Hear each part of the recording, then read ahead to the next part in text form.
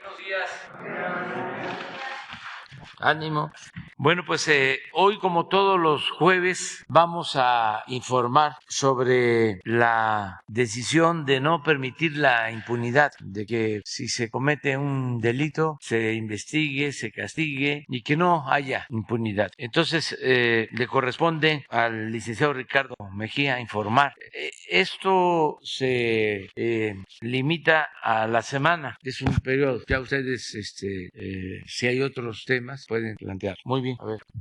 Con su permiso, señor presidente, buenos días a todas y a todos. Vamos a dar cuenta del informe de Cero Impunidad. No hay crimen sin castigo y la justicia siempre termina por llegar, que son acciones de la Secretaría de la Defensa Nacional, Marina, Secretaría de Seguridad y Protección Ciudadana, las Fiscalías de los Estados, la Fiscalía General de la República, Guardia Nacional y Centro Nacional de Inteligencia. En primer término, damos cuenta de la detención por parte de la Fiscalía General de Justicia del Estado de México, la Sedena, Guardia Nacional y la Secretaría de Marina de Valentín N., alias El Sopilote. Esto fue el pasado día 13 de mayo. Él es presunto líder de la familia michoacana en la región. Fue detenido en Tecaltitlán, Estado de México, y se le relaciona con el ataque al Centro de Justicia de Sultepec, ocurrido el pasado 3 de mayo. Fue detenido junto con otras 4 personas. Se les aseguraron armas y sustancias ilícitas y ya están vinculados a proceso penal. Siguiente. Este fue el ataque al Centro de Justicia de Sultepec de la Fiscalía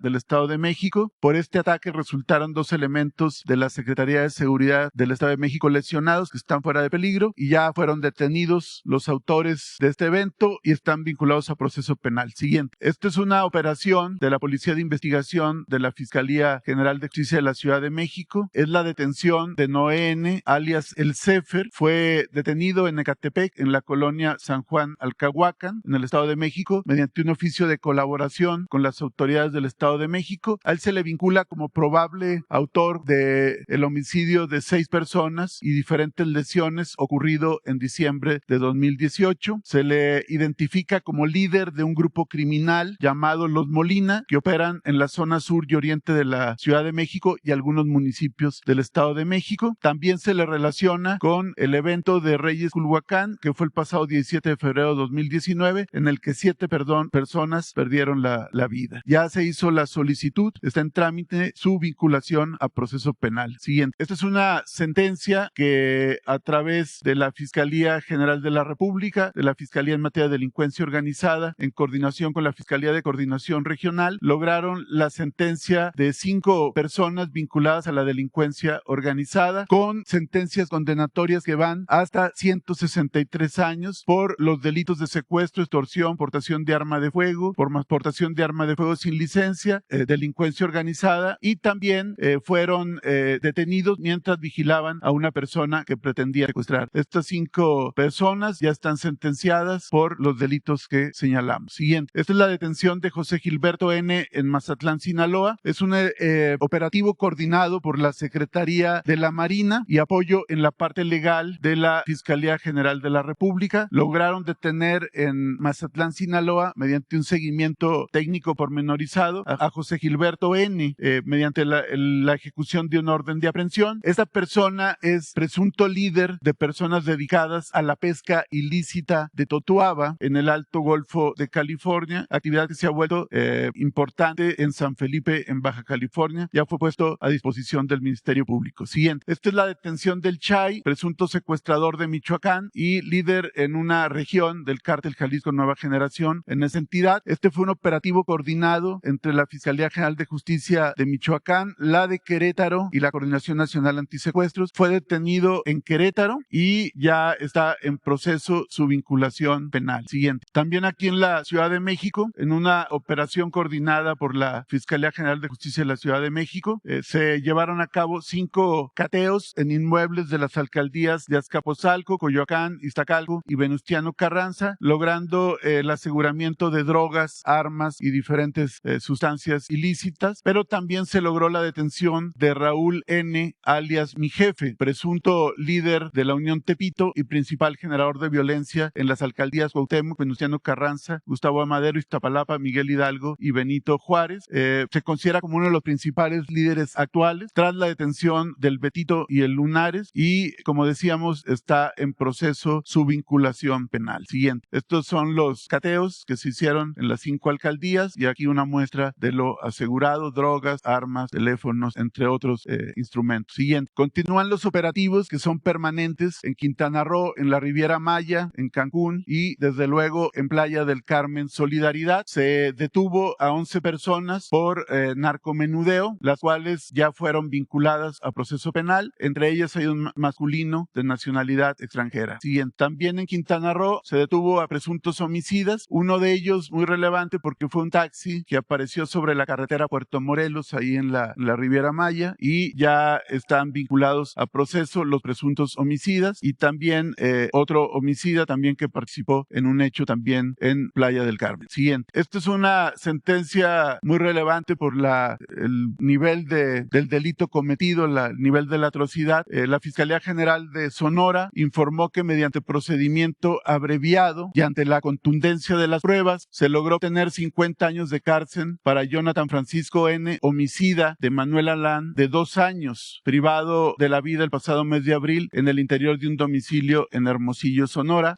Dada la contundencia de las pruebas, el culpable se allanó, se hizo el procedimiento abreviado y se obtuvo la sentencia de 50 años. Siguiente. Aquí damos cuenta de un resumen de las detenciones que se han hecho del 14 de abril a la fecha en los municipios de Mazamitla, Manzanilla de la Paz, Santa María del Oro, en el estado de Jalisco y en San José de Gracia, Michoacán, producto de los operativos de la Sedena, de la Secretaría de la Defensa Nacional y la Guardia Nacional. A raíz del evento que ocurrió en San José de Gracia, hay un despliegue permanente y se ha logrado la detención de 21 individuos vinculados a la delincuencia organizada. Se les ha asegurado también armas, cargadores, cartuchos, chalecos tácticos y drogas. Siguiente. Este fue el evento de San José de Gracia y estos son los municipios donde está el despliegue permanente que ha tenido estos resultados, y se siguen persiguiendo también con órdenes de aprehensión, aparte de los que intervinieron en este evento de carácter criminal. Siguiente. Como parte del operativo Cero Impunidad que lleva a cabo la Secretaría de Seguridad y Protección Ciudadana a través de la Coordinación Nacional Antisecuestros, con el apoyo de las diferentes fuerzas estatales y federales de seguridad, se han ejecutado órdenes de aprehensión por diferentes delitos: homicidio, feminicidio, violencia familiar, narcomenudeo y secuestro, entre otros, del 10 de abril a la fecha, y se han detenido, siguiente, a 181 generadores de violencia en la zona de Cajeme, en Sonora. Esto es importante porque el día de mañana el ciudadano presidente y el gabinete estarán por Sonora, y esto es un operativo permanente. Van 181 detenciones con base en órdenes de aprehensión en esta parte de Sonora, lo que ha permitido reducir los homicidios,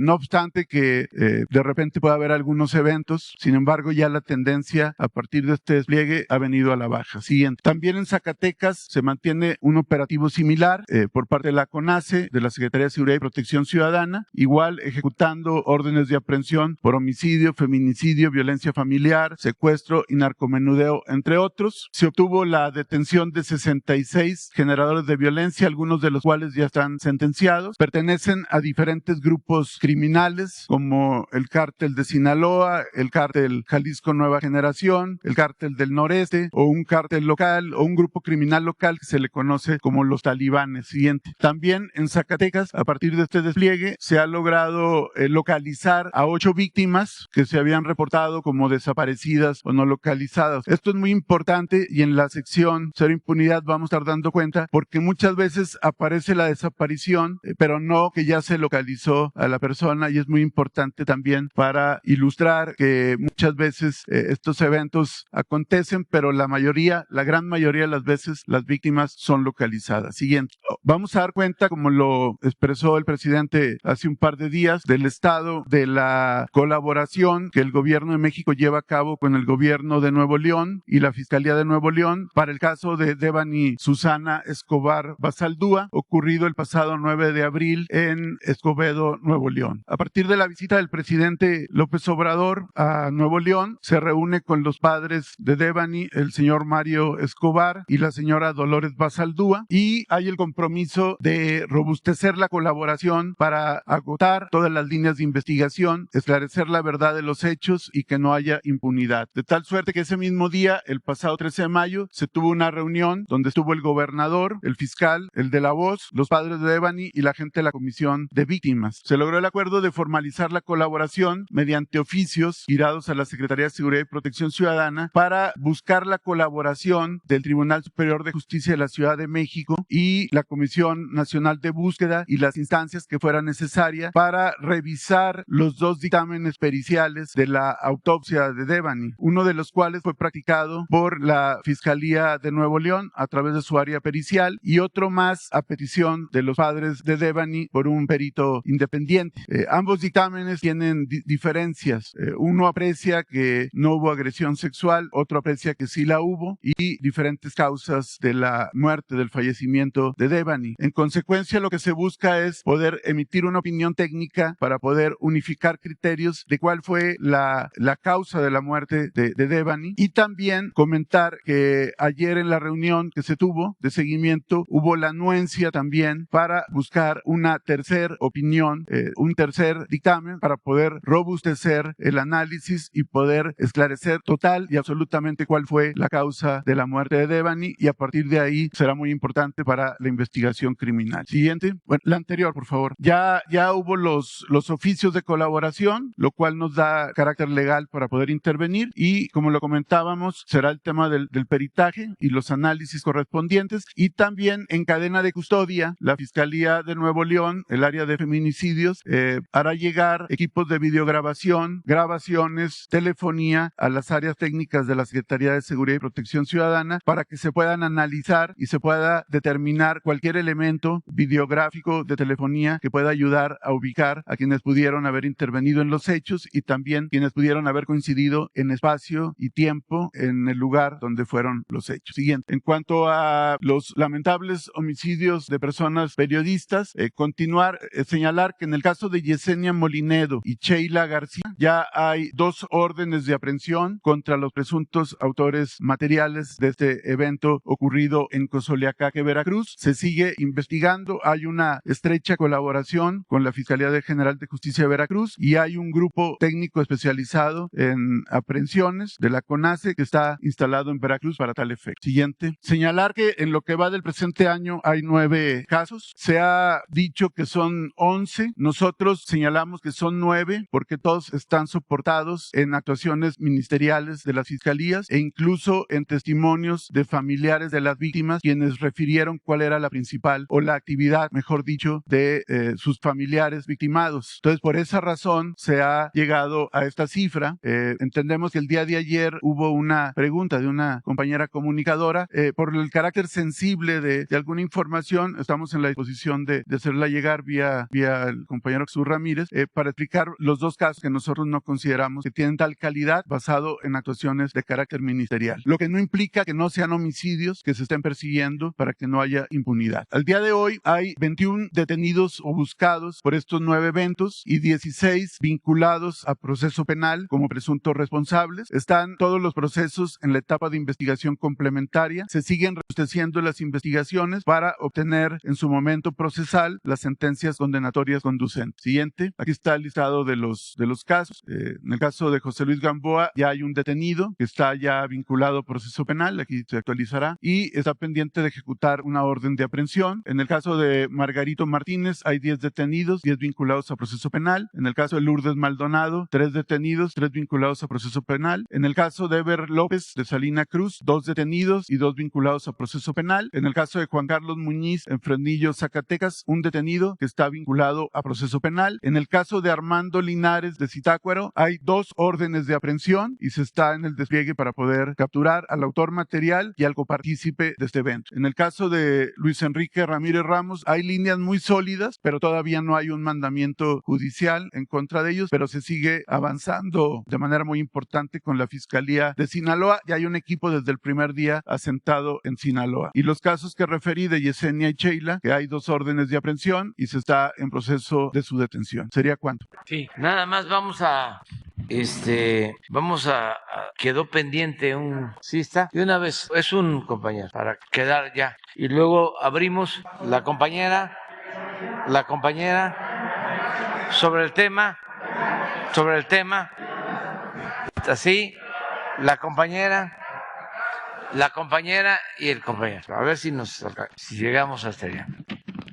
Presidente constitucional de los Estados Unidos mexicanos, su servidor Carlos Pozos, reportero de La Molécula Oficial, columnista de la revista Petróleo y Energía. Solicito su permiso, señor presidente, antes de iniciar mis dos preguntas, para reproducir dos audios de 1 minuto cada uno. Espero que contribuyan a la realización de la Cumbre de las Américas, de este proyecto continental, que si falla, presidente, uno de los principales beneficiarios será la potencia de China. Por ello recuerdo a un personaje, señor presidente, a la altura de Nelson Mandela, que en su momento cito lo que dijo: López Obrador será la persona de más autoridad moral y política de México cuando el sistema se derrumbe, y con él el imperio. Me refiero al comandante Fidel Castro Ruz. Y es que en su momento, recordemos lo sucedido en la cumbre extraordinaria del 2004 en Monterrey, Nuevo León, cuando Fidel Castro conversa con Vicente Fox y quien le dijo: me acompañas a la comida y te vas. Este audio, señor presidente, nos recuerda cómo se quería hace 18 años excluir a Cuba, como ahora se le quiere volver a excluir a Cuba, Venezuela y Nicaragua del Club de los Democráticos. Y el segundo audio, señor presidente, dejó usted una tarea de buscar el audio de Ciro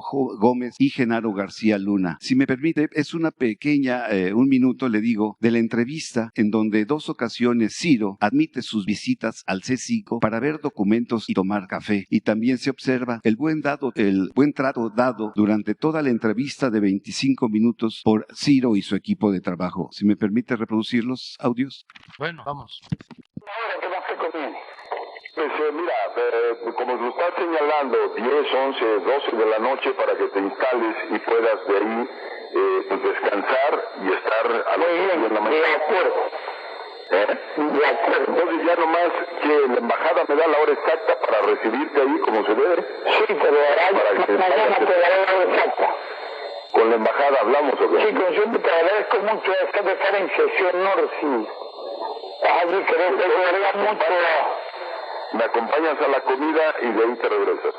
Y de ahí cumplo sus órdenes. Me regresas. Muy bien. Presidente, te agradezco muchísimo. Muy bien, presidente. Nos van a salir bien las cosas así. Yo pienso que sí. Bueno. Y le doy las gracias. Igualmente. De preferencia por buscar una fórmula que sea honorable ya. Yo estuve cuando menos un par de veces contigo en la AFI y un par de veces en Seguridad Pública. Me invitaste a platicar. Una vez hacíamos unos documentos, a tomar café. ¿Me grababas?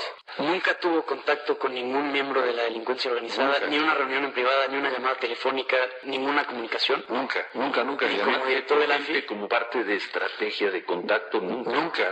Y además, yo he hecho pensar algo más. ¿No tenías un equipo que buscaba algún acercamiento para obtener información? Nunca. A ver, ¿qué es antecedente? Para que... Nunca, así de claro, nunca.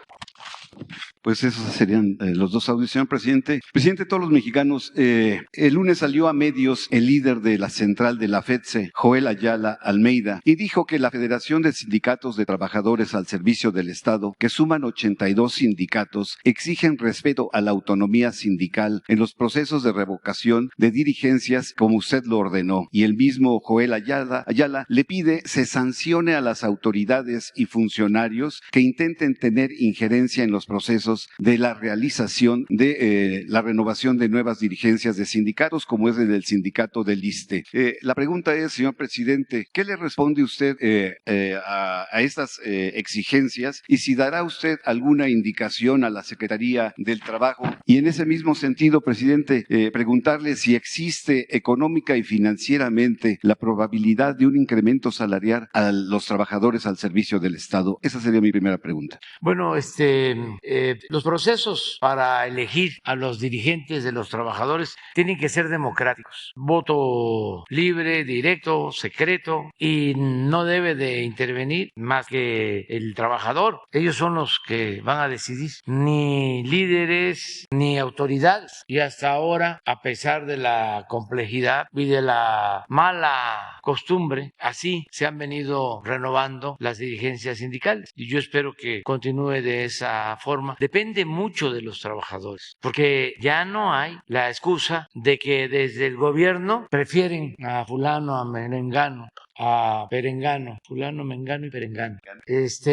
Ya aquí no hay preferencia, como era antes, que el líder sindical lo nombraban desde el gobierno. Esto lo digo por los jóvenes, que a lo mejor los jóvenes no tienen esta información. Y lo otro es que también los líderes eran los que decidían, los llamados líderes charros. Eso cuando había reelección y tenían que formalmente que poner a alguien como pantalla, como palero, y ellos seguir dominando. Eso ya no, pero depende del trabajador. Tiene la gente que asumirse como buenos ciudadanos, pegarse una sacudida y decir, ya no quiero ser manipulado. ¿A dónde te llevan?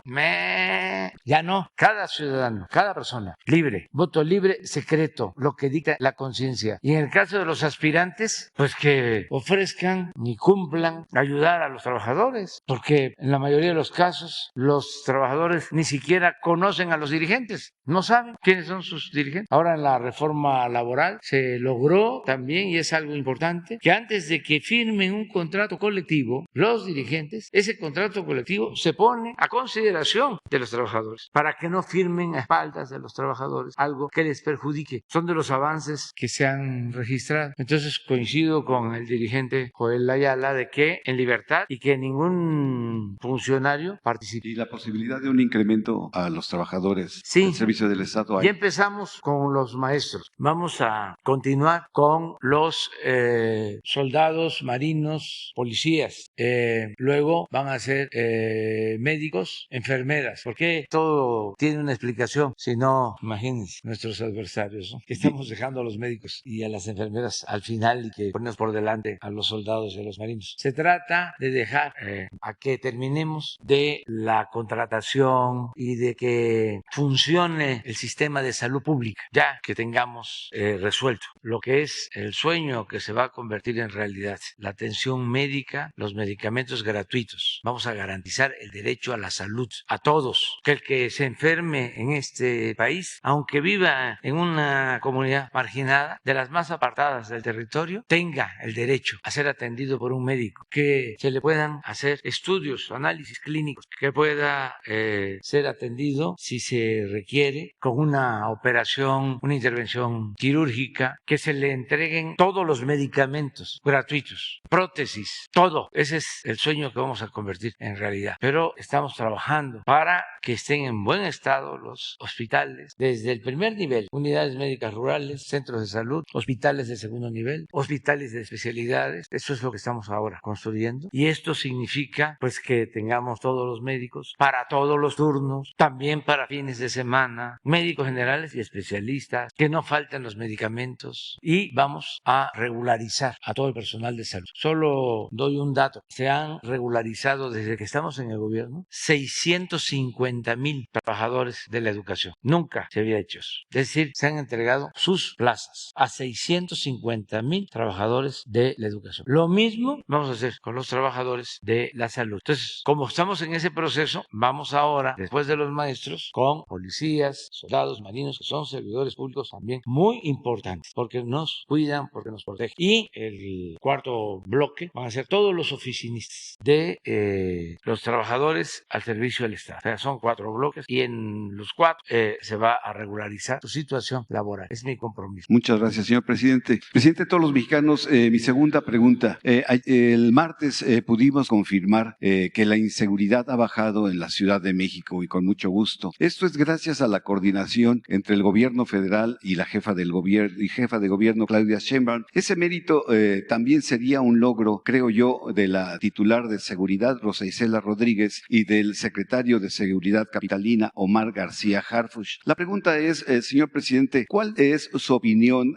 al respecto del trabajo que ha hecho el titular de la Secretaría de Seguridad capitalina, Omar García Harfuch, así como de Rosa Isela, y qué calificación le da a estos dos funcionarios, y también qué calificación le daría al actuar, al desarrollo en estos 3 años, 5 meses a su gabinete legal y ampliado? Bueno, en materia de seguridad, es notorio el avance en la Ciudad de México. Es de las ciudades más seguras. Se dijo y se puede probar que es más segura que varias ciudades de Estados Unidos. La Ciudad de México es más segura que Nueva York. Yo sé que esto no les va a gustar a nuestros adversarios, pero como ya no se enojan tanto, antes se ponían coléricos, ahora ya no hay que enojarse para nada.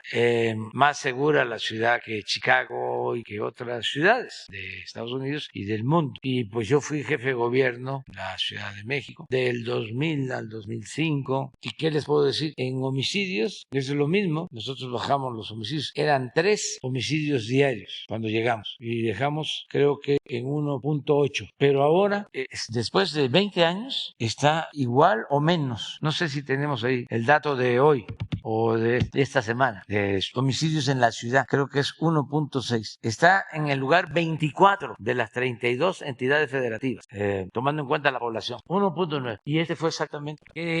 No solo es mérito de quien les habla. Aquí estuvo Alejandro Encinas, hizo una buena labor. Él fue mi sustituto. Y luego estuvo Marcelo, hizo también buen trabajo. Y donde se desquició fue por aquí. Y aquí ya empezó a bajar. Y miren, y ayer hablaba yo, o antier, que estuvimos en la Ciudad de México, en las oficinas, en el antiguo ayuntamiento, de que muchos extranjeros estadounidenses jóvenes están viniéndose a vivir a la Ciudad de México. Hay seguridad en la Ciudad de México. Y es un equipo, desde luego, la jefa de gobierno está todos los días atendiendo el problema. Tienen ellos una peculiaridad. Nosotros nos reunimos de lunes a viernes de 6 a 7 de la mañana para recibir el parte sobre delitos, el reporte sobre delitos cometidos en todo el país. Nos reunimos todos. Pero en el caso de las autoridades de la Ciudad de México, también sábado y domingo, es decir, son todos los días. Y el jefe de la policía de la Ciudad de México está haciendo un buen trabajo. Y lo mismo la procuradora Ernestina Godoy y Rosa Isela me ayudan muchísimo, mucho.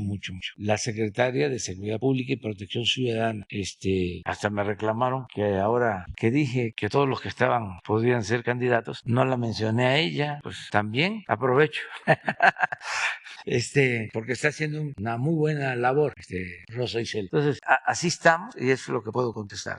Vamos bien, pero la mejor calificación, pues es la de la gente, y lo cierto es que nos apoya, nos están respaldando. La mayoría de los mexicanos, la mayoría está de acuerdo en que continuemos con la transformación y está muy de acuerdo en que no se permita la corrupción y está muy de acuerdo, porque este es un pueblo fraterno, noble, solidario. Está muy de acuerdo que por el bien de todos, primero los pobres. Hay, desde luego, quienes no piensan de esa manera. Los respetamos, pero la mayoría sí está aprobando las acciones del gobierno en todas las encuestas. No hay una encuesta, ni la que hace el que era de el CISEN cuando Calderón. Ahí dice, ni en esa reprobamos. Ya estoy presumiendo mucho, ¿eh?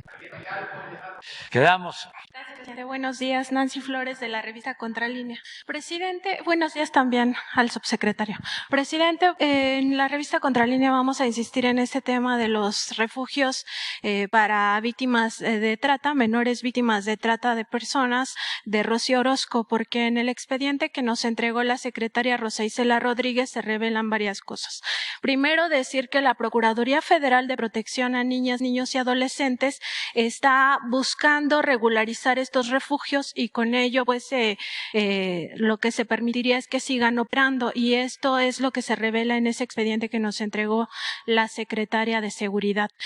También se revela que hasta mayo, es decir, hasta el 10 de mayo que estaba fechado este expediente, no se encuentran dentro del registro del padrón que tiene la Secretaría de Gobernación estos refugios, y que todavía hay 21 menores de edad que forman parte o que están pues bajo la custodia de estos albergues. También se revela, por ejemplo, que la quinta carpeta de investigación, porque aquí se incluyen varios expedientes, entre ellos uno que entrega la Fiscalía General de Justicia del Estado de México, que el quinto expediente que corresponde a las responsabilidades de Rocío Orozco y de las personas que estaban al frente de estos refugios, pues no se da ningún reporte de ello. Se habla habla de los otros 4 expedientes, pero del quinto no. Y se revela también que la Secretaría de Gobernación no ha entregado información de estos refugios a la Procuraduría Federal de Protección a Menores. Entonces, preguntarle, porque aquí lo que se nos dijo, tanto la Secretaria de Seguridad como el Secretario de Gobernación, es que todavía no estaba decidido qué iba a pasar con estos refugios, porque eso todavía se estaba discutiendo en la mesa interinstitucional y pues lo que estamos viendo en los hechos es que la Procuraduría Federal de Protección a Menores pues ya está tratando de legalizar estos refugios y con ello seguir permitiendo que operen en el país. También lo otro que queríamos preguntarle es si la Secretaría de Salud y el DIF nacional, porque la Procuraduría de Protección a Menores depende del DIF nacional, que a su vez depende de la Secretaría de Salud, pueden hacer una evaluación de si realmente ese es el camino conducente para ya mejorar la situación. Se revela en este expediente que fue hasta marzo de 2022 cuando se certificó al personal de estos refugios, es decir, se sigue comprobando lo que ya había dicho en su momento la Comisión Nacional de los Derechos Humanos en esta recomendación 72/2022 de que pues no tienen personal capacitado o al menos no lo tenían hasta marzo pasado y que pues estos menores no sabemos cuál es su situación actual, cuando en el pasado pues lo que nosotros descubrimos en esta investigación es que los niños quedaban abandonados durante las noches y fines de semana, que eso posibilitó que 3 de ellos pues fueran víctimas de violaciones sexuales reiteradas cuando de por sí ya habían sido víctimas de trata. Entonces preguntarle qué va a hacer el Estado mexicano porque tiene una responsabilidad por el interés superior de la niñez. Pues va a ser justicia. Y qué bien que vuelves a tratar el tema, porque si esos refugios no son confiables, pues no deben de existir, no se deben de autorizar. Entonces vamos a pedirle a Rosa Isela, la directora del DIF, a quienes tienen que ver con este asunto, que se reúnan y que nos presenten una propuesta, si te parece. Es importante lo que ustedes hacen. Ayer una compañera habló de una mujer migrante detenida desde hace 12, 14 años, no sé si está aquí la compañera, en Tamaulipas, sí. Ya tengo la respuesta y tiene razón la compañera. Y hay todas las pruebas de que fue torturada y que lleva 12, 14 años presa en Tamaulipas. Incluso ya las autoridades de Tamaulipas ya aceptaron liberarla, pero ojalá y lo hagan hoy, porque aceptaron de que era una injusticia. O sea, no es solo la recomendación de derechos humanos o de una autoridad federal, la misma Fiscalía Estatal de Tamaulipas lo reconoce. Entonces le pido al gobernador de manera respetuosa, ojalá y nos ayude y que se libere a esta migrante. Cuando la detuvieron no hablaba bien el castellano. Entonces aquí se ven muchas cosas y por eso está bien que sigas planteando lo mismo hasta que lleguemos a resolverlo. Lo mismo aprovecho para decir, y salió de un compañero, quizá, yo no sabía, y vaya que estoy pendiente, pero no sabía que habían tomado ya un acuerdo de hacer una especie de verificación a los vehículos y cobrar. Bueno, no tenía ni siquiera la información la secretaria de Economía, Tatiana Cloutier, que es de primera, íntegra, honesta y además con sentido común, que es el más común o debería ser el más común de los sentidos. Y ya eso se hace a un lado, no entra en vigor, pero surgió aquí. Entonces vamos a revisar lo que está planteando. Y también si en esta mesa interinstitucional se puede pedir a la Fiscalía General de Justicia del Estado de México específicamente información sobre esa quinta carpeta, porque en lo que se nos entregó, pues es de la única que se omitió información y es la de las responsabilidades tanto de Rocío Orozco como de su personal en estos albergues. Sí, porque no debe de haber impunidad para nadie. Entonces vamos a seguir. También seguimos investigando esta crisis que existe en el Tribunal Federal de Justicia Administrativa. Tenemos información de que el miércoles pasado se reunieron los 11 magistrados de la Sala Superior. 10 de ellos convocaron al magistrado presidente Arturo Ansúrez para pues preguntarle todo esto que está pasando con estas carpetas de investigación, más allá del proceso electoral que sí va a suceder en enero próximo, ¿no?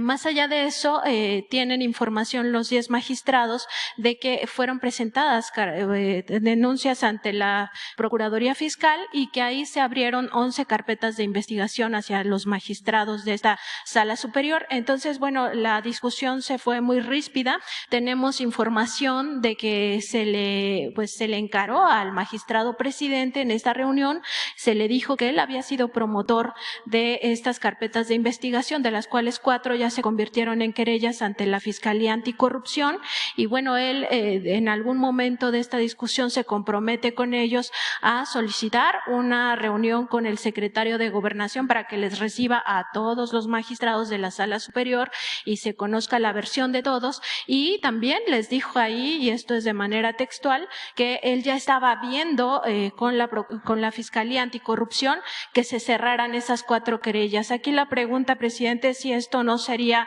tráfico de influencias y abuso de poder por parte del magistrado presidente Arturo Ansúrez, de comprobarse que sí está gestionando que se cierren estas 4 querellas que ya existen en esta Fiscalía Anticorrupción, porque finalmente él es titular de un tribunal y este tribunal pues tiene ciertas atribuciones que ya lo veíamos la vez pasada, es donde, por ejemplo, los grandes contribuyentes se quejan de que el SAT les está cobrando o de que no les está devolviendo la cantidad que ellos quisieran de impuestos. Sí, ya lo está viendo el secretario de Gobernación y lo va a seguir viendo, Adán Augusto López Hernández. Ya me informó, y aquí también se dio a conocer, ¿no?, de las denuncias que se han presentado.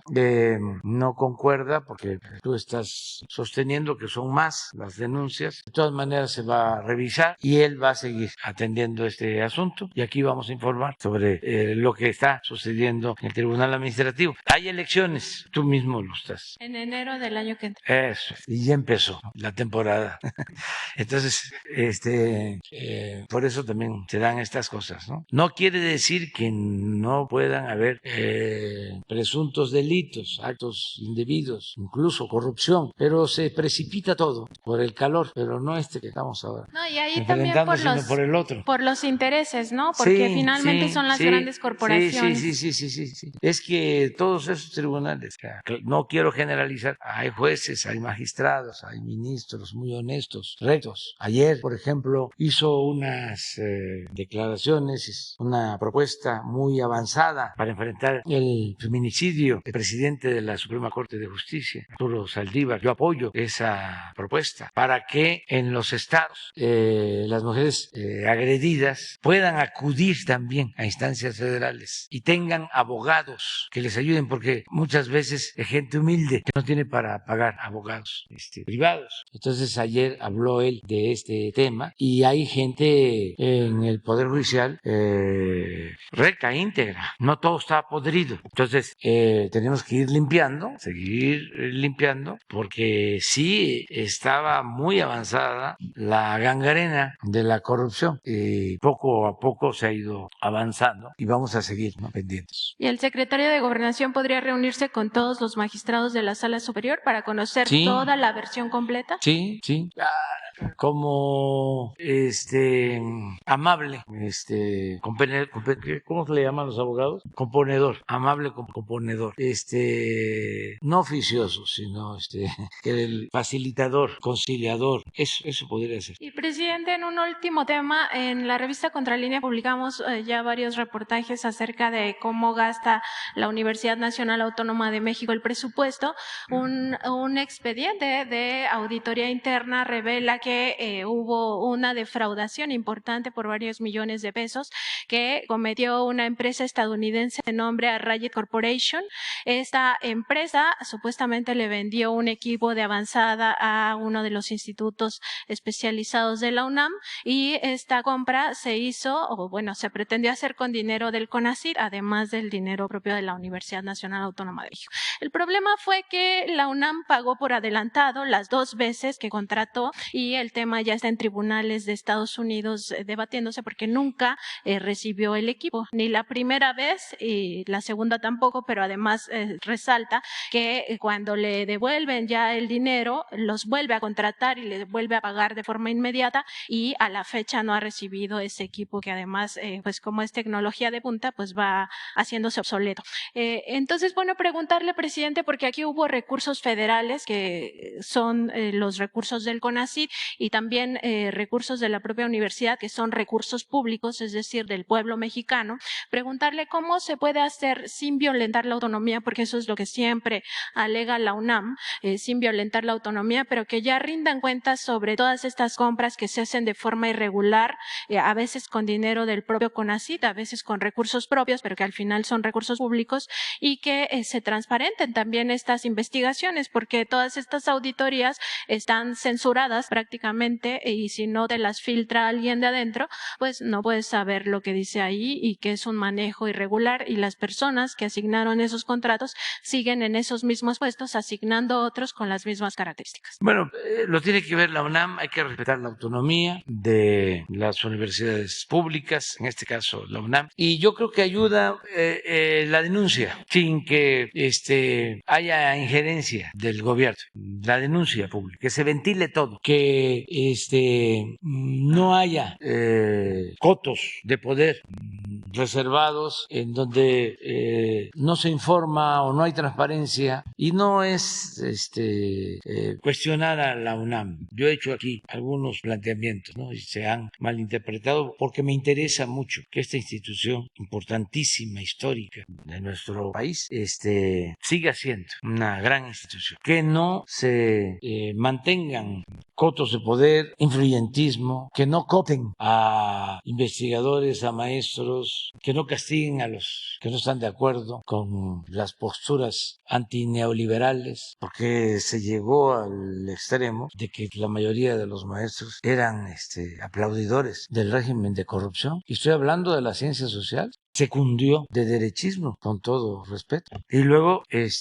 pues con el presupuesto se premiaba a gente, se les creaba institutos especiales, se fue creando una especie de burocracia dorada, y los maestros de asignatura ganando muy poco. Pero eso no significa que estemos en contra de la UNAM, significa que hay que revisar eso. ¿Cómo es posible que salga una gente cuestionada por un mal manejo en una institución y se va a la UNAM como premio?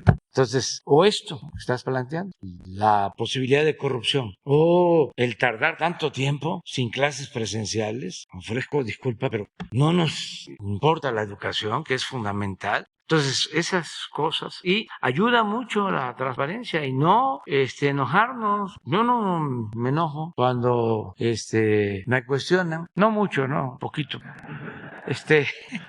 Pero no enojarnos, vamos a buscar una sociedad mejor, y ayuda mucho, mucho, mucho, mucho el que no se oculten las cosas, el que haya transparencia. Esa es una regla de oro de la democracia. Aquí tratamos, si se acuerdan, de un fraude en Pemex, no sé si ustedes lo trataron, de esta empresa famosa, Vitol, y se les hizo fácil porque se arreglaron en Estados Unidos, pagaron en Estados Unidos, o llegaron a un acuerdo en Estados Unidos, y luego vinieron con nosotros a decirnos: vamos a reparar el daño, les vamos a pagar el daño. Sí, lo aceptamos, pero ¿quiénes fueron los que extorsionaron, los que recibieron los moches? No es que no podemos decirlo. Ah, pues entonces no. Y les tengo una buena noticia, ya dieron los nombres.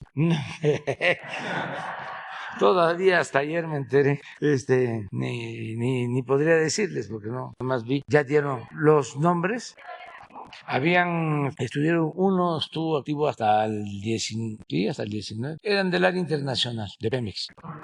Sí, entonces ya se va a proceder, y aprovecho para agradecer a los de Vitol porque tomaron esa decisión. Parece ser que es una empresa importante en el sector petrolero, y que además pues tienen una actitud ética. Al final de cuentas eso fue lo que prevaleció. Creo que son de Holanda o en distribución. ¿Qué hacen? Compran, venden. Sí. Entonces ya después, pero falta la reparación del daño, sí. Por eso me dio mucho gusto, porque no sé exactamente. No, ya les informamos un día de esto. Muy bien. ¿Quién sigue? Presidente, muy buenos días. Janet Galindo del Grupo Transmedia La Chispa, Campeche, Tabasco, Yucatán, Petrolera y Ciudad de México. Señor presidente, con todas estas hondanadas que se han dado por parte de opositores y que se han logrado frenar obras a través de dictámenes que han dado jueces, por ejemplo, obras del sureste, ya sabemos a qué nos referimos, pero sin embargo hay obras que también tuvieron esta presencia de oposición y se han logrado hacer. ¿A cuánto estamos? ¿A qué nos referimos en pérdidas en cuanto a tiempos, horas hombre, en cuanto a cuestión también monetaria? ¿Qué tanto estamos perdiendo al detener esos proyectos que finalmente sabemos que se van a lograr? No, pues si hacemos un análisis de pérdidas, estaríamos hablando no de miles de millones, sino de billones de pesos. Por ejemplo, si no hubiésemos enfrentado el robo de combustibles, a ver si no está la nota de lo que se ha ahorrado, y ahora tenemos que aplicarnos porque hay un repunte que se nos ha venido expresando de 3 meses a la fecha. Claro, nada que ver con lo que había. Sí, de 4 a un poquito más de 6. Sí, nada más aquí. Que la corrupción no es nada. Es el principal problema del país, que hay que acabarlo, desterrarlo. Mira, diciembre del 18, 72,000 barriles se robaban. Cuando tomamos la decisión, fue este día. Aquí empezó el primer día. Y empezamos a bajar. Aquí se nos presentó una crisis fuertísima de desabasto y andábamos en 4, pero aquí empezó de nuevo. Aquí sobre todo, marzo y abril. Se está levantando. Estos son 6,800 barriles diarios. Claro, en comparación de 72, estamos hablando del 10%. Sin embargo, esto ha significado un ahorro de 202,000 millones de pesos. Este es el financiamiento de un año, sí, del año pasado, porque este año es más, del año pasado, de la pensión de adultos mayores. Entonces, así como eso, si le sumamos, vamos a sumarle. Pon la lista de las condonaciones de impuestos. Ya llevamos ahí 202. Hay un resumen. Y hemos logrado acuerdos importantes. Por ejemplo, los gasoductos es ahorro, lo de los reclusorios es ahorro, lo de la compra de los medicamentos es ahorro. Hacían su agosto. Los contratos de obra, lo que cobraban en Pemex, hacían y deshacían. Las empresas extranjeras, yo no sé qué les daba de que se sentían internacionalistas. Se burlan de que somos pueblerinos. Es mejor lo que decía Ignacio Manuel Altamirano, mucho mejor que ser hombre de mundo internacionalista, aunque hay internacionalistas ejemplares, ¿no? A ver si está en el libro, nada más para tener una idea. Un parámetro. Sí, bueno, el aeropuerto. Es lo que le iba a decir, o sea, sí, finalmente el aeropuerto. Son como 120,000 millones de ahorro que hay que sumarle aquí. Independientemente de ese ahorro, digo, finalmente todo lo que tuvo que enfrentar ante los opositores, y esta obra se culminó, Sí. digo, ya está trabajando. En cuanto a las pérdidas de horas hombre, digo, también afectan todos estos frenos que quieren poner para estas obras. Sí, imagínense, si se para el Tren Maya, son 100,000 empleos. Y si se estuviese generando una destrucción, como lo plantean, pues a lo mejor sí. Nosotros no hemos permitido, no hemos otorgado un contrato, una concesión minera desde que estamos. No se permite el fracking, no se permite el maíz transgénico. Tenemos el programa de reforestación más importante del mundo. Nadie, ningún país invierte 1,300 millones de dólares al año en reforestación, ni Estados Unidos. No, esto lo hacen porque están enojados, porque era una casta divina, una mafia de poder económico, de poder político, que se alimentaban, se nutrían mutuamente, tenían tomado el gobierno para saquear, para robar, toda una red, todo un andamiaje, en donde ni siquiera los políticos eran los más importantes, eran empleados, mandaban los oligarcas, un grupo compacto, y ellos financiaban a los partidos y a los políticos, y de ahí financiaban hacia abajo, en otro nivel, a los intelectuales orgánicos para que justificaran el saqueo o se callaran. Y lo mismo con los medios de información, con la mayoría. En todo hay excepciones honrosas. No se puede generalizar, pero el sistema sistema era eso. Y quieren verlo así con toda la claridad, sobre todo para los jóvenes. Revisen las reformas constitucionales que se hicieron en el periodo neoliberal, de cómo entregaron los bancos y hicieron los cambios legales, de cómo entregaron las empresas, hicieron los cambios legales, de cómo privatizaron las pensiones de los trabajadores, hicieron los cambios legales, de cómo aumentaban los impuestos para el pueblo, hicieron reformas legales. Es más, pactaban las últimas reformas energéticas, entregar el patrimonio de los mexicanos, el petróleo, la industria eléctrica, bueno, las minas, las telecomunicaciones, los aeropuertos, los puertos, todo. Eso es lo que quieren que regrese, eso es lo que añoran, pero el pueblo de México es mucha pieza y la gente está muy consciente de que eso no. Ahí estaba yo viendo de cómo no dejan de actuar en la política ciertos potentados que fueron beneficiados con el modelo neoliberal o neoporfirista, que recibían créditos de la banca de desarrollo. Por eso no nos querían a nosotros. Ellos financiaban las campañas negras, las guerras sucias en contra nuestra. Ellos le pagaban a intelectuales, corporaciones económicas, financieras. Todo eso está documentado. Miren eso. ¿Cuánto es?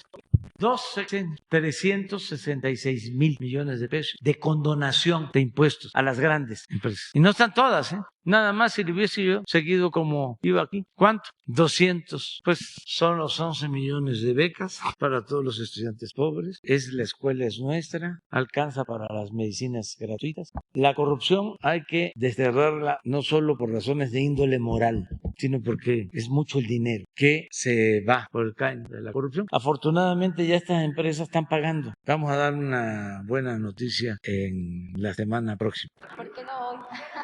Ya va a dar una muy buena noticia, muy buena noticia. Hoy, presidente. No, eso va muy bien. Eso va muy bien.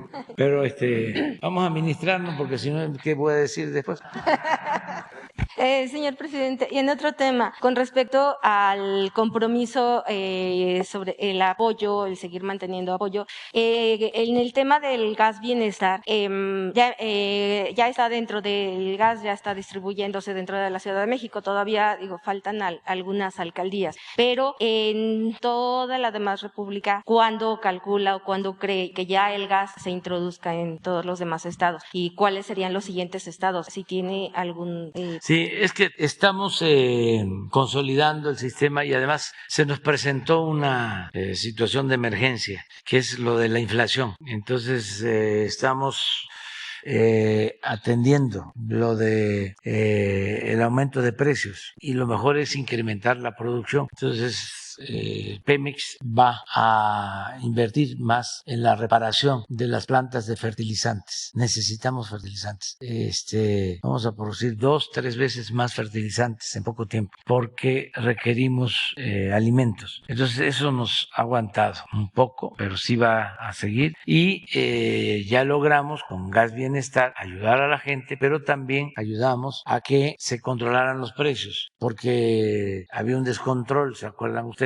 Y se tomaron dos decisiones. Una, el definir precios máximos y la otra decisión fue lo de Gas Bienestar y esto ayudó a mantener los precios del gas. De todas formas, vamos a continuar avanzando. Y hay una inquietud por parte de la población aquí en la ciudad con respecto a cómo se va a manejar, cómo se va a realizar el proceso de chatarrización de los tanques.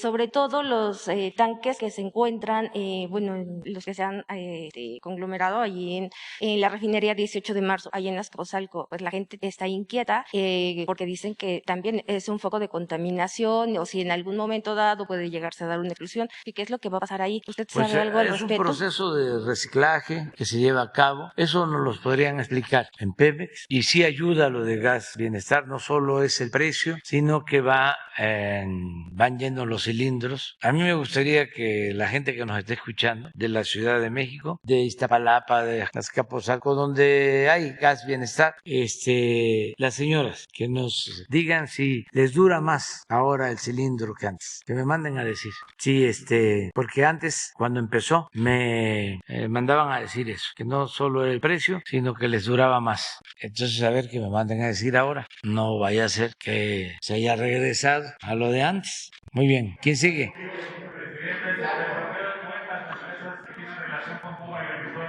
¿Quién sigue? Vamos. Buenos días, presidente. Ramón Flores, subsecretario, buenos días. Ramón Flores del Centinela Informa and the Humanoid de Inglaterra. Regresando al tema de lo que comentó la compañera Nancy Flores de Contralínea, hace unos días se le informó en el reclusorio femenil al ministro presidente de la Suprema Corte de Justicia sobre las acciones para generar delincuentes con pruebas falsas para cobrar vía las víctimas 4 millones de pesos por parte de Teresa Ulloa y Rosy Orozco. Se le otorgaron recursos federales e inmuebles que se desconoce su destino y usufructo. También hay más niños y niñas en el desamparo en estos refugios y se informó que los empleados de estos están amenazados de no denunciar lo que sucede en estos refugios.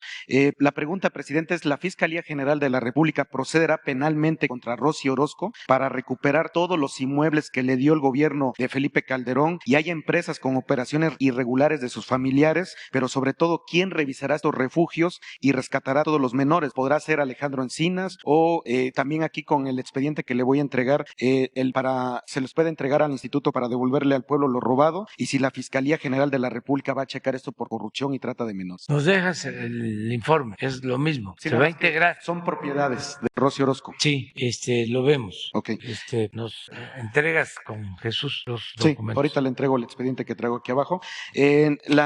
Presidente, en el segundo posicionamiento, cada día desaparecen 15 menores y como ejemplo continúa sin aparecer Amalia Denise Silva Santoyo, de 3 años, y en su caso ya se tipificó como desaparición forzada en Morelos. No se legisla contra la violencia vicaria y las autoridades simplemente mandan a las madres a que se distraigan en trámites administrativos por incapacidad técnica y de personal. No se tiene un protocolo de búsqueda, el Poder Judicial o las fiscalías no quieren atender este problema de fondo. Peor aún, en el Congreso de Morelos o el Tribunal Superior del Estado de México ya hay 100,000 personas desaparecidas. Presidente, le pregunto cómo y quién atenderá este problema que daña a miles de familias en México. Por lo tanto, ¿está usted dispuesto a que su consejera jurídica genere una iniciativa para atender esto a nivel nacional, o que Alejandro Encinas y la secretaria Rosa Isela reciban a la mamá de la menor personalmente para que la localicen y que se difunda la alerta Amber de la niña, que además es autista? Y aquí también le entrego la documentación. Sí, va a estar Alejandro Encinas la semana próxima aquí con el tema de desaparecidos. Él va a explicar.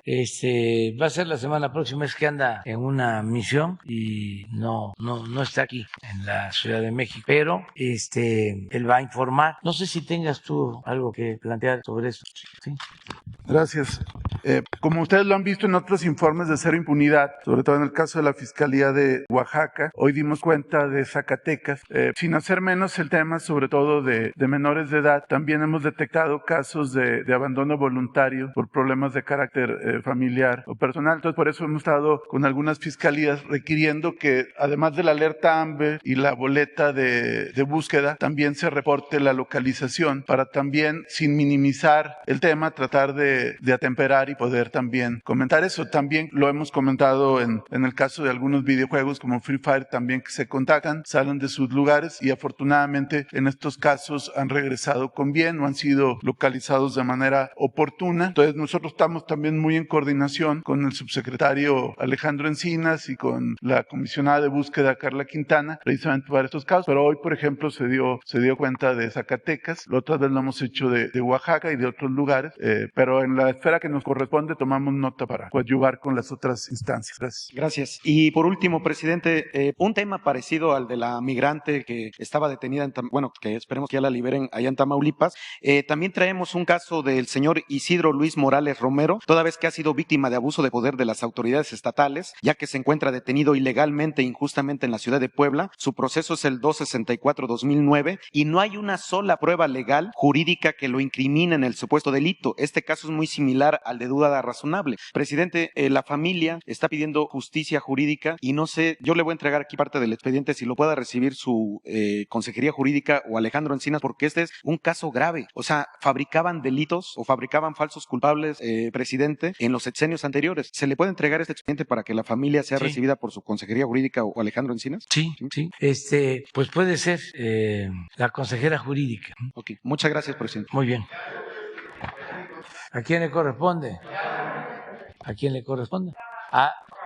Señor presidente, buenos días. Señor presidente, buenos días a todos los presentes. Elías Fernández, de Noticias del Movimiento Conciencia y colaboradora del programa radiofónico Iztaccíhuatl en el Sendero de la Luna. Señor presidente, aquí en este espacio, el día 9 de julio del año pasado, expuse acerca de la enorme problemática por la sobrepoblación de perros y gatos en nuestro país. Y aunque mencioné diversos puntos ominosos por este fenómeno social que nos afecta a todos, hoy solo quiero referirme exclusivamente a las violencias extremas. Ese mismo día comenté el caso de una niña de 5 años que murió envenenada luego de comerse un pan con el que se pretendía matar a su perro en el municipio de San Pedro, Soteapan, Veracruz. Posteriormente conocimos sobre la tragedia en el municipio de Tototlán, Jalisco. Valeria, de 2 años de edad, murió porque salió a jugar, levantó una galleta que se encontraba en el piso y se la comió, como lo haría cualquier otro niño, pero la galleta tenía veneno. Alguien la dejó ahí para matar a su perro. Más tarde tuvimos conocimiento que en Santiago Tianguistenco, Estado de México, envenenaron alrededor de 30 perros. En el mes de marzo pasado, en San Luis Potosí, por intentar defender a un perro que era golpeado por sus vecinos, una joven fue agredida brutalmente y tuvo que ser hospitalizada en estado grave. Y así podría seguir. Ayer mismo, un accidente en la carretera Matamoros-Victoria, en Tamaulipas, reveló el cargamento de más de 4 toneladas de perros y gatos muertos. Y casi siempre, en todos estos casos, prevalece la impunidad. ¿Cómo no llegar a tales extremos de violencia si el pensamiento estrecho de algunas autoridades, como las del PRI en el estado de Tlaxcala, proponen considerar a los perros como plaga? ¿Estará usted de acuerdo, señor presidente, que la política de la muerte y la violencia, en vez de ir a las raíces del problema, solo destruye una sociedad?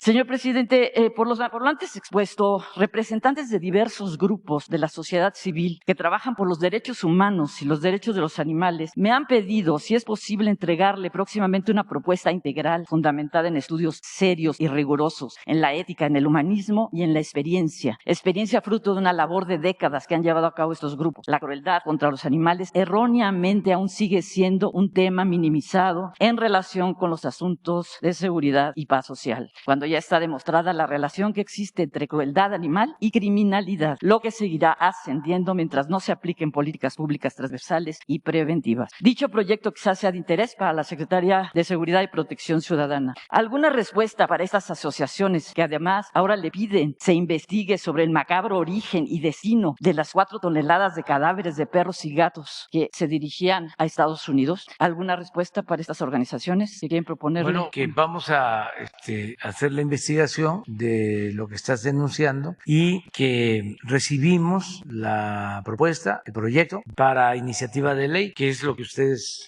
están planteando, que nos permitan revisarlo y que tengamos comunicación para ver si el Ejecutivo puede enviar como iniciativa de ley ese proyecto. Bien, presidente, gracias. Por otro lado, quiero aprovechar para hacerle una invitación, desde luego, a todos los presentes y a quienes nos escuchan. Según el libro Los Brujos del Poder, del reportero José Gil Olmos, durante el gobierno de Vicente Fox se practicaba la brujería en la residencia oficial de Los Pinos por parte de la familia presidencial y sus amigos. La santería y la brujería han estado relacionadas con los sacrificios cruentos, incluso sanguinarios, desde tiempos inmemoriales. Años después, este mismo lugar, hoy Complejo Cultural Los Pinos, espacio del pueblo, contrapuesto a esa época de esoterismo, frivolidad y poder, ha abierto sus puertas a la recreación, a la cultura y a las artes en sus distintas disciplinas, a distintos pensamientos, a motivos de reflexión e interpretación, donde se pretende desplegar un diálogo constante con la comunidad. Señor presidente, usted que conoce el país en toda su extensión, ¿ha oído sobre las despescuezadas en Veracruz, descabezadas en Puebla o las mojigangas en Tomatal, Guerrero? ¿Ha entrado a rastros donde las más de las veces se viola la ley? ¿Se ha detenido en la mirada de los animales tras las rejas o encerrados en una vitrina, en un hábitat que no corresponde a su naturaleza? ¿Ha presenciado el final de una faena taurina a escasos centímetros cuando la estocada no mata rápido? A principios del mes de junio se llevará a cabo la muestra fotográfica Revocar el silencio, la violencia, cualquiera que sea la víctima, es violencia, en el Complejo Cultural Los Pinos. ¿Aceptaría usted la invitación a esta exposición, señor presidente? Otra realidad de nuestro país que hay que conocer.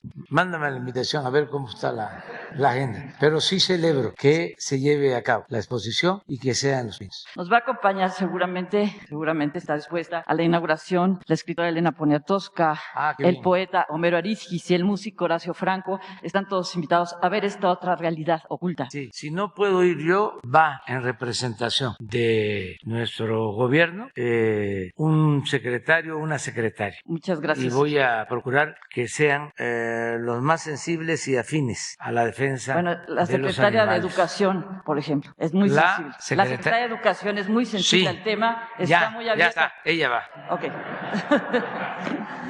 Y la maestra define. Bueno, vamos a dejar a Hidalgo para el lunes. Ya es la hora del desayuno. No nos vamos a traspasar. Miren, Elenita, un abrazo cariñoso, la queremos mucho, es un ángel, es una gran escritora de primer orden, una extraordinaria escritora, pero además con dimensión social, desde años, desde el 68. Miren.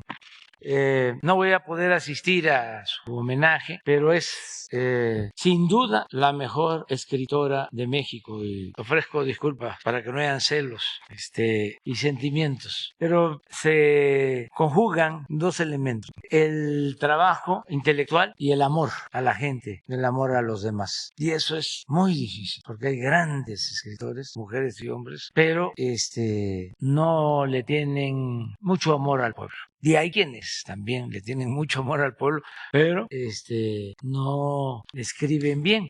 Digo, y aquí son las dos cosas. De veras que estamos muy contentos de que Elenita sea homenajeada. La queremos mucho, mucho, mucho. Sí, es que vamos a Sonora. Vamos a estar en Sonora, pero sí me va a representar Genaro Villamil, me va a representar. Bueno, y terminamos, está aquí con nosotros Cristian Rodríguez, que es colaborador de mi amigo Melechón, que lo invitamos para estar aquí. Un abrazo para nuestro amigo, que lo queremos mucho, por todo su trabajo en la Asamblea Nacional Francesa. Muy bien, nos vemos entonces mañana. Nos reunimos ayer, platicamos por teléfono con los representantes del Congreso, el Departamento de Estado. Se están haciendo reuniones conjuntas. Yo espero que hoy o mañana tengamos ya una respuesta. ¿Qué puedo decir? Que hay un ambiente de mucho respeto en las pláticas, que le tenemos confianza y afecto al presidente Biden y que pues queremos que se tome en cuenta la propuesta de no excluir a nadie. Vamos a esperarnos. Tengo confianza en el presidente Biden. Es el momento de un gran viraje. Es el momento de iniciar una etapa nueva en las relaciones de los países de América. Y va a ser un ejemplo para el mundo. Y solo lo puede hacer el presidente Biden. Y por eso no descarto la posibilidad de que se logre este acuerdo. Desde luego, ustedes saben, no es nada fácil. Son cuestiones muy complejas porque son cambios de políticas viejas que datan de más de 2 siglos y que se alentaron con la Guerra Fría. Pero tenemos que relacionarnos de manera distinta en América y en el mundo y hacer a un lado la confrontación y hacer a un lado la guerra y buscar la relación de amistad entre los pueblos y evitar que por las malas decisiones de los políticos sufran nuestros pueblos. Estamos obligados a actuar con responsabilidad y hay veces que asuntos verdaderamente intrascendentes los sitúan los políticos o los grupos de intereses creados por encima de todo, los elevan a rango supremo y por lo general tiene que ver con lo ideológico, con lo dogmático, con el fanatismo. creo que ayer lo dije y por eso lo voy a repetir. Ni modo que Cuba esté pensando en invadir a Estados Unidos, o que Estados Unidos esté pensando en invadir a México, o a Cuba, o a Guatemala, o que Chile le declare la guerra a Bolivia por diferencias de límites. Pues no. Y no cometer más errores como el de no dedicar tiempo suficiente y